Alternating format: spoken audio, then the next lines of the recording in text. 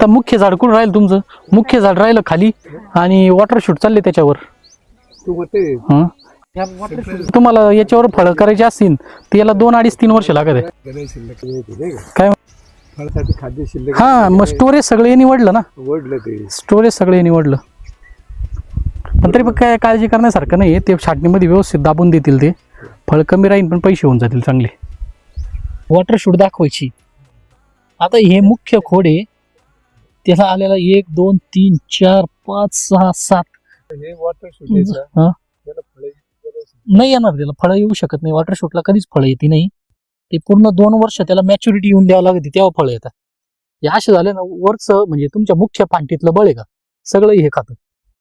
म्हणजे याला जुलैमध्ये चालू झाला ना. हो हो, सुरुवातीला तुमची जेव्हा वॉटर शूट खालून येतात तेव्हा तेव्हाच मारायला पाहिजे. ते जेव्हा कवळे राहतात तेव्हा. आता एवढे जाड झाले ते पांठी सुद्धा थोडीशी वाटत नाही. हा हा, नाही नाही नाही, तसं नाही चालत. ते वॉटर शूट काढल्याशिवाय पुढचं झाड तयार होत नाही, मुख्य खोड.